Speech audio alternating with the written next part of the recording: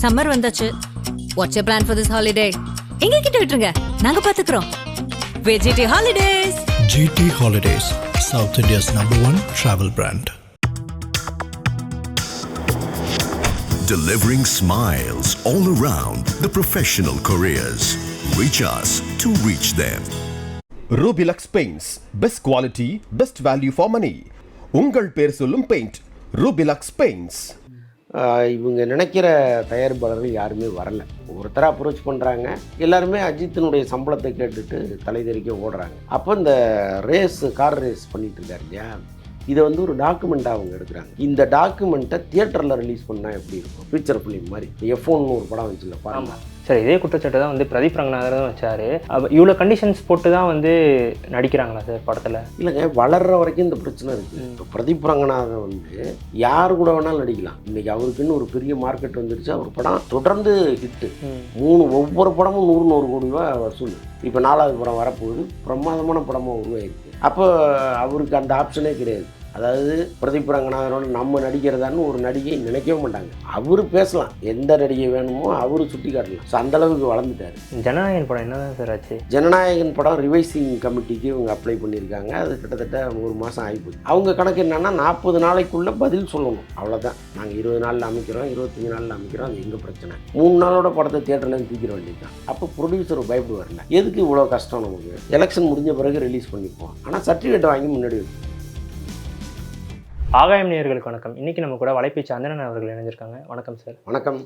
Legend சரவணனோட teaser வந்திருக்கு, பார்த்தீங்களா? நல்லா இருந்துச்சா? நான் பார்த்தேன். அதாவது இந்த தமிழ் சினிமாவினுடைய மிகப்பெரிய ஹீரோக்கள், ஆக்ஷன் ஹீரோக்கள் இருக்காங்க இல்லையா, இப்போ அவங்க படத்துக்கெல்லாம் ஒரு ட்ரெய்லர் வந்துன்னா எப்படி இருக்குமோ அப்படி இருக்குது. அந்த படத்தினுடைய டைரக்டர் அப்படி ஒரு டைரக்டரு. இன்னொன்று வந்து இங்கே தமிழ் சினிமாவில் வந்து அப்பா மகள் சென்டிமெண்ட் வந்து ஏற்கனவே பெரிய ஹிட்டாக இருக்குது, விஸ்வாசம். ஸோ அந்த மாதிரி டைப்பில் இந்த படம் போகும்னு நான் நினைக்கிறேன். நிறைய ஆக்ஷன் காட்சிகளில் மிரட்டிருக்கிறாரு லெஜண்ட் அருள்.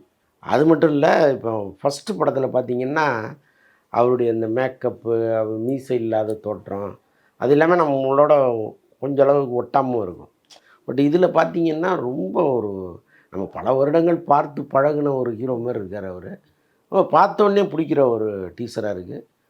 இன்னொன்று வந்து அந்த படத்துக்கு பெரிய எதிர்பார்ப்பு இருக்குது, முக்கியமாக திரையுலகத்தில். மக்கள் வந்து அதை எப்படி ரிசீவ் பண்ணுறாங்கங்கிறது வேறு. ஆனால் இந்த டிஸ்ட்ரிபியூட்டர்ஸ் சைடில் வந்து இந்த படத்தை விலை கொடுத்து வாங்கிறதுக்கு தயாராக இருக்காங்க. நான் ஏன் அந்த வார்த்தையை அவ்வளோ அழுத்தமாக சொல்கிறேன்னா, ஏற்கனவே அவர் பண்ண படத்தை வந்து அவரே கொடுத்து அவரே ரிலீஸ் பண்ணார். அந்த பெருசாக விலையெல்லாம் அப்போ பேசல அவர். ஆனால் இந்த படத்துக்கு இவ்வளோ ரேட்டுன்னு ஃபிக்ஸ் பண்ணுற அளவுக்கு ஒரு படமாக அதை உருவாக்கியிருக்காங்க. நிறைய பொருட்செலவில் ரொம்ப சூப்பராக எடுத்திருக்காங்க. எனக்கு தெரிந்து ஒரு பெரிய வெற்றி படமாக மாறும். சார், சூர்யா சாரோட சன் ஆஃப் விஸ்வந்த்னு ஒரு போஸ்டர் ஒன்று விட்டுருந்தாங்க, பார்த்தீங்களா? அது என்ன மாதிரி கதையாக இருக்கும்னு நினைக்கிறீங்க? அதாங்க, இப்போ இருக்கிற பெரிய ஹீரோக்கள்லாம் வந்து இப்போ லெஜெண்டை பற்றி பேசுகிறோம். ஒரு அப்பா மகள் கதை. அதில் வந்து அவர் நடிக்கிறதுக்கு வராருன்னா அதை ஒரு பெருசாலாம் நினைக்கல. ஆனால் பல ஹீரோக்கள் என்ன பண்ணுவாங்க, அது தனக்கு ஒரு குழந்தை இருக்குன்னே நடிக்க மாட்டாங்க. அவங்களுக்கு என்னென்னா வரணும், டூயட் பண்ணணும், ஒரு 10 ஃபைட் பண்ணணும். ஸோ அப்படி இருக்கிற ஹீரோக்கள் தான் இங்கே நிறைய பேர் இருக்காங்க. ஸோ அப்படிப்பட்ட ஹீரோக்கள் மத்தியில் சூர்யாவும் வந்து ஒரு குழந்தைக்கு அப்பாவெல்லாம் நடிக்கிறதுக்கு முன் வந்திருக்காரு. இன்னொன்று அந்த லக்கி பாஸ்கர் டைரக்டர், அவர் வெங்கி அட்லூரி. அந்த படத்தை பார்த்திங்கன்னா நமக்கு புரியாத ஒரு ஏரியா அது. நீங்கள் ஷேர் மார்க்கெட்லாம் எல்லாருக்கும் புரிஞ்ச ஏரியாவே கிடையாது. அதை நமக்கு புரிகிற மாதிரி எடுத்து சொல்லி, இந்த வாய்ப்பாடு சின்ன வயசில் படிக்கிற மாதிரி ரொம்ப அழகாக, ஆமாம் ரொம்ப புரிகிற மாதிரி அந்த படத்தை எடுத்திருந்தார். ஒரு பிரமாதமான ஸ்க்ரீன் பிளே. அந்த படத்தை பார்த்துட்டு நான் இவரோட படம் பண்ணணும்னு நினைக்காத பெரிய ஹீரோக்களே இருக்க முடியாது. அவர் வந்து சூர்யா வச்சு பண்ணுறது சூர்யாவுக்கு பெரிய கிஃப்ட்டு. ஸோ அப்போ அவர் வந்து இப்படி ஒரு போஸ்டரை வெளியிடும் பொழுதே தெரியுது இதில் ஏதோ ஒரு விஷயம் இருக்குது, ரொம்ப ஒரு பேக்கடான படமாக இருக்குது, எல்லாமே கலந்த ஒரு படமாக இருக்குங்கிற மாதிரி தான் நினச்சேன். நல்லா வந்திருக்குன்னு சொல்கிறாங்க. சார், இப்போ பழைய மாதிரி சொல்லலாம், எல்லாம் வலிமை அப்டேட் கிட்ட மாதிரி இப்போ அஜித்தோட அடுத்த படத்தை யார் இயக்குறாங்க, யார் அதோட ப்ரொடியூசர் அப்படின்னு ஒரு இது சமூக வலைத்தளங்கள் வந்துக்கிட்டே இருக்கு. என்ன சார் அதோட அப்டேட்? ஆதிக்கு தான் இயக்குறாரு, அதில் ஒன்றும் சந்தேகம் இல்லை. தயாரிப்பாளர் மட்டும் யாருங்கிறதுல ஒரு பெரும் குழப்பம் இருக்குது. இவங்க நினைக்கிற தயாரிப்பாளர்கள் யாருமே வரலை.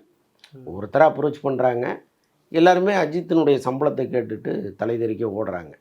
அஜித்தும் வந்து இந்த கலை நிலவரத்தை புரிஞ்சிக்கவே இல்லை. இப்போ தமிழ் சினிமாவில் மிகப்பெரிய நடிகர்கள் ஒரு சம்பளம் வாங்கிட்டு இருந்தாங்க. ஓடிடி மார்க்கெட்டு கீழே விழுந்துருச்சு அப்படின்னோடனே அவங்களும் சம்பளத்தை குறைச்சிக்கிட்டாங்க. ஒன்றும் படம் ஓடுனா எனக்கு ஷேர் கொடுங்க. இப்போ எல்லாமே ப்ராஃபிட் ஷேருக்கு வந்துட்டாங்க. சிவகார்த்திகேயன், சிம்பு, பல பேர் வந்து ப்ராஃபிட் ஷேருக்கு வந்துட்டாங்க. ஓகே. இப்போது ரஜினியே கூட வந்து அவர் படம் பெருசாக ஓடும்போது சம்பளத்தை ஏற்றுவார், பெருசாக ஓடலன்னா சம்பளத்தை குறைச்சிப்பார். அதுதான் இங்கே ஸ்ட்ராட்டஜி. நீர் உயர நெல் உயரம் தான் எப்போவுமே. நீங்கள் ஓடிடின்னு ஒரு கதவு அடைக்கப்பட்ட பிறகு நான் ஓடிடி நல்லா இருக்கும்போது ஒரு சம்பளம் வாங்கினா அதையே கொடுங்கிறது நியாயம் இல்லை. பட் விஜயை அஜித்தை பொறுத்தளவுக்கு அவர் ஒரு பிடிவாதமான ஒரு கேரக்டர். நான் நினச்சா எனக்கு இதுதான் அப்படிங்கிறவர் அவர். ஸோ அது ஃபிக்ஸடாக அவர் இருக்கிறதுனால இங்கே அவரை வைத்து படம் பண்ணுறது ஒரு பெரிய குழப்பமாக இருக்குது எல்லாருக்கும். இப்போ என்ன ஆல்டர்னேட்டிவ் ஐடியா பண்ணியிருக்காங்க அப்படின்னா, ரசிகர்கள் வந்து மே 1 ஏமாந்துடக்கூடாது, ஏன்னா அவருடைய பிறந்த நாள். அப்போ இந்த கார் ரேஸ் பண்ணிகிட்டு இருக்கார் இல்லையா, இதை வந்து ஒரு டாக்குமெண்ட்டாக அவங்க எடுக்கிறாங்க. ஏஎல் விஜய் தான் டைரக்ட் பண்ணுறாரு. இந்த டாக்குமெண்ட்டை தியேட்டரில் ரிலீஸ் பண்ணால் எப்படி இருக்கும், ஒரு ஃபீச்சர் ஃபிலிம் மாதிரி. F1 ஒரு படம் வந்துச்சுல்ல பாருங்கள், அந்த மாதிரி ஒரு படமாக இதை ரிலீஸ் பண்ணால் எப்படி இருக்கும்னு ரெடி பண்ணிகிட்டு இருக்காங்க. ஜிவி பிரகாஷ் பேக்ரவுண்ட் மியூசிக்லாம் போட்டுக்கிட்டு இருக்காரு. அதில் இப்போ ரீசெண்டாக போன நயன்தாரா, வெங்கட் பிரபு, இன்னும் நிறைய பேர் அஜித்தை பார்க்க போயிருந்தாங்க. சிம்புவும் போயிருந்தார். ஆமாம், இவங்க எல்லார்ட்டையுமே வந்து அஜித்தினுடைய அந்த நட்பு குறித்து நிறைய எடுத்து வச்சுருக்காங்க. ஸோ அதெல்லாம் நடுவில் ப்ளேஸ் பண்ணி ஒரு டாக்குமெண்ட்ரி படமாக அது வரும்.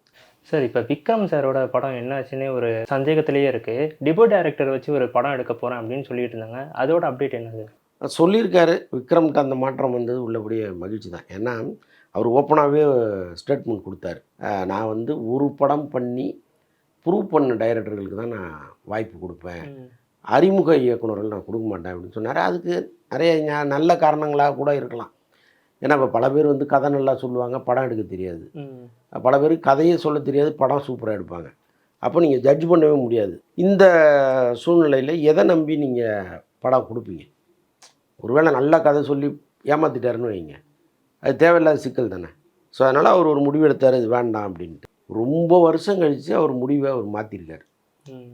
அது நல்ல விஷயந்தான் பார்க்குறேன் நான். சார், இப்போ ஒரு கின் கார்னஸ் ஒரு கருத்து ஒன்று வச்சார் சார், என் கூட எந்த நடிகையும் வந்து நடிக்க இது பண்ண மாட்டேங்கிறாங்க, இதோட பின்னணி என்னது? இல்லைங்க, இப்போ நடிகைகளுக்கு ஒரு கணக்கு இருக்கும். இப்போ ஒரு சாதாரண நடிகை இருக்காங்க, திடீர்னு ஒரு பெரிய படத்தில் அவங்களுக்கு வாய்ப்பு கிடைக்குதுன்னு வைங்க. இப்போ சூர்யா கூட பேரா நடிக்கிறாங்க, விஜய் கூட பேரா நடிக்கிறாங்க அப்படின்னாங்கன்னு வைங்களேன். அதுக்கப்புறம் அவங்க சம்பளம் நினச்சி பார்க்க முடியாத உயரத்துக்கு போயிடும். அவங்களுக்குன்னு ஒரு மார்க்கெட் கிரியேட் ஆகிடும். ஆல் லாங்குவேஜ் ஆர்டிஸ்ட்டாக மாறிடுவாங்க. இப்போ அதே நடிகையை வந்து ஒரு சின்ன நடிகரோட நீங்கள் இணைந்து நடிக்கணும்னு கூப்பிட்டீங்கன்னு வைங்களேன், அது அவங்க யோசிப்பாங்க. அப்போ அவங்களுக்கே 4 ஆப்ஷன் இருக்கும். அவர் கூப்பிட்றாரு, இவர் கூப்பிட்றாரு, இவர் கூப்பிட்றாருன்னு. அப்போ அந்த நேரத்தில் யாரை செலக்ட் பண்ணுறதுன்னு தவிக்கும் போது இவர் போய் அப்ரோச் பண்ணுறாருன்னு வைங்களேன். இன்னும் ஒரு படம் வரல, அவரே டைரக்ட் பண்ணி அவரே எடுக்கிறதா சொல்கிறாரு. அது எப்படி வரும்னு தெரியாது. ஸோ இதெல்லாம் எல்லாருக்குமே அவங்கவுங்க லைஃப் குறித்து ஒரு பயம் இருக்கும். அப்போ எதை நம்பி கொடுக்குறதுங்கிற எண்ணம் வர்றது இயல்பு தானே, அதை நம்ம குறையாக சொல்ல முடியாது. இப்போ இதே கென் கருணாஸ் வந்து நாளைக்கு மிகப்பெரிய ஹீரோவாக மாறிட்டாருன்னு வைங்களேன், ஒரு புது டைரக்டர் போனாருன்னா அவரும் இதுதான் சொல்லுவார், நீங்கள் யாருன்னே தெரியாது, நீங்கள் எப்படி படம் அனுப்பீங்கன்னு தெரியாது, நான் எப்படி உங்களுக்கு டேட்டு கொடுக்க முடியும்னு கேட்பார். ஸோ இது அவங்கவுங்க சூழ்நிலை. சினிமாவில் வந்து அதை உணர்ந்துக்கிட்டால் போதும், அதில் ஒன்றும் மன வலியெல்லாம் பட வேண்டிய அவசியம் இல்லை. நாம் ஜெயிச்சு ப்ரூவ் பண்ணிக்கணும், அவ்வளோதான். சார், இதே குற்றச்சாட்டு தான் வந்து பிரதீப் ரங்கநாதர் தான் வச்சார். இவ்வளோ கண்டிஷன்ஸ் போட்டு தான் வந்து நடிக்கிறாங்களா சார் படத்தில்? இல்லைங்க, வளர்கிற வரைக்கும் இந்த பிரச்சனை இருக்குது. இப்போ பிரதீப் ரங்கநாதன் வந்து யார் கூட வேணாலும் நடிக்கலாம். இன்றைக்கி அவருக்குன்னு ஒரு பெரிய மார்க்கெட் வந்துடுச்சு. அவர் படம் தொடர்ந்து ஹிட்டு, ஒவ்வொரு படமும் 100 கோடி ரூபா வசூல். ஆமாம். இப்போ 4வது படம் வரப்போகுது, பிரமாதமான படமாக உருவாகிருக்கு. அப்போ அவருக்கு அந்த ஆப்ஷனே கிடையாது. அதாவது பிரதீப் ரங்கநாதனோட நம்ம நடிக்கிறதான்னு ஒரு நடிகை நினைக்கவே மாட்டாங்க. அவர் பேசலாம், எந்த நடிகை வேணுமோ அவர் சுட்டி காட்டலாம். ஸோ அந்தளவுக்கு வளர்ந்துட்டார். அந்த இடத்தை நோக்கி நீங்கள் வளரணும், அதுதான் முக்கியம். வளர்கிற வரைக்கும் இது பண்ணுற அவமானங்களை எல்லாருமே சந்திச்சிருக்காங்க. இன்றைக்கி வளர்ந்து நிற்கிற எல்லாருக்குமே அந்த அவமானம் இருக்குது. சரி, இப்போ தாய் கிழவி படம் வந்து பாக்ஸ் ஆஃபீஸில் பட்டையை கிளப்புன்னு சொன்னாங்க, அதோட பர்ஃபார்மன்ஸ் எப்படி சார் இருக்குது? இல்லைங்க, முதல் 3 நாள் நல்லா ஓடிச்சு, அவ்வளோதான். அதுக்கப்புறம் வந்து மெல்ல இறங்கிருச்சு. அது காரணம் என்னென்னா, இந்த இந்த என்ன தாய்க்கிழவி மாதிரி கேரக்டரில் வந்து நம்ம பெரும்பாலும் பார்த்ததில்ல. மதுரை பகுதியில் இருக்காங்க, அவங்களே கொஞ்சம் இப்போ தேர்த்துனீங்கன்னா ஒரு 40-50 பேர் இருப்பாங்க மொத்த மதுரைக்கே. அப்படி தான் காலம் மாறி போச்சு, எல்லாமே நவநாகரிக நங்கைகளாக மாறிட்டாங்க. ஸோ அப்படி இருக்கும்போது இந்த மாதிரி ஒரு கிழவியோட பல பேர் கனெக்ட் ஆக மாட்டேங்கிறாங்க, அது ஒன்று. இன்னொன்று, அந்த கதையில் அந்த கிழவி என்னவா வருதுன்னு ஒன்று இருக்குல்ல, ஒரு அடாவடி கிழவியாக வருது, வரவங்கெல்லாம் டார்ச்சர் பண்ணிக்கிட்டு இருக்குது. அது வந்து கோமா ஸ்டேஜுக்கு போயிடுச்சு. பொழைச்சி வரணும்னு நம்ம நினச்சாதான் இந்த படம் வெற்றி படமாக மாறும். அது செத்தா என்ன பொழைச்சா என்னான்னு படம் பார்க்குறவன் நினச்சிட்டான்னா படம் அவுட். ஸோ அதுதான் அதில் நடந்துடுச்சு. இந்த 3 நாள் மிகப்பெரிய ஹிட்டானத்துக்கு கூட ராதிகாவுடைய இந்த தோற்றம், அவங்க அதுக்காக கொடுத்த அர்ப்பணிப்பு, அவங்க கொடுத்த பேட்டிகள், அந்த மேக்கப் வந்து எப்படி போட்டாங்கங்கிற அந்த இதை தெரிஞ்சுக்கிறது, அதோட அந்த வீடியோஸ் எல்லாம் வந்தது. ஸோ இதெல்லாம் சேர்ந்து ஒரு மார்க்கெட்டிங்கை உருவாக்குச்சு. அதுக்காக மக்கள் உள்ளே வந்தாங்க. அந்த கூட்டம் முடிஞ்சு போச்சு, அந்த 3-4 நாளோட முடிஞ்சு போச்சு. Okay sir. சார், இப்போ ராதிகா அவர்கள் வந்து சொன்னாங்க, ஈவெண்ட்டில் சொன்னாங்க, வரலட்சுமி கிட்ட வந்து மோஸ்ட்டாக நீங்கள் வந்து தெலுங்கில் வந்து கான்சென்ட்ரேட் பண்ணுங்கள் அப்படின்றாங்க. நிறைய ஹீரோயின்ஸ் வந்து இதுதான் சொல்கிறாங்க. என்ன காரணம் சார் அது? இல்லை, அப்படி சொன்னால் அது தவறு. ஏன்னா இங்கே தமிழில் தான் அறிமுகமானீங்க, தமிழில் தான் வளர்ந்தீங்க, தெலுங்கில் கான்சன்ட்ரேட் பண்ணுங்கிறது வந்து நியாயமான பதிலாக இருக்காது. ஒருவேளை அதற்கு வலுவான காரணம் அவங்க ஏதாவது வச்சுருந்தாங்கன்னா அதை அவங்க கூடவே சொல்லியிருந்தால் நல்லா இருந்திருக்கும். நான் அதை கவனிக்கலை நீங்கள் சொல்கிறத. ஒருவேளை அப்படி அவங்க சொல்லியிருந்தாங்கன்னா அதை நம்ம ஏற்றுக்கலாம்.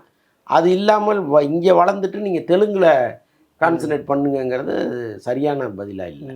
இப்போ எக்ஸாம்பிள் கார்த்திக் சார் எடுத்துக்கலாம். அவரும் சொல்கிறாரு, எனக்கு தமிழ் இதோட தெலுங்கோட ரசிகர்கள் தான் வந்து என்னை வந்து ஒரு காலத்தில் இது பண்ணாங்க. எக்ஸாம்பிள் அந்த 1001 இது பண்ணுறாங்க. தமிழ் ஆக்டர்ஸே இந்த மாதிரி சொல்கிறாங்களே, இதுக்கு என்ன சார் பின்னணி? இல்லைங்க, இப்போ ஒவ்வொரு ஊர்லேயும் ஒரு ஆடியோ லான்ச் நடத்துவாங்க, ஒரு ப்ரொமோஷன் நிகழ்ச்சி நடக்கும். அப்போ அங்கே போகும்போது அங்கே இருக்கிற ரசிகர்களை ப்ரைஸ் பண்ணுங்கிறதுக்காக ஒன்று பேசுவாங்க.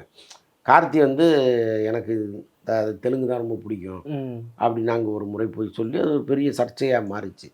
அதே மாதிரி பொன்னியின் செல்வன் ப்ரொமோஷனுக்காக போனவங்க, இந்த படமே நாங்கள் இங்கே தான் எடுத்தோம், இந்த கதையே இங்கே தான் நடந்துச்சுன்ட்டாங்க சுஹாசினி. அது ஒரு பெரிய பிரச்சனையாக மாறிச்சு.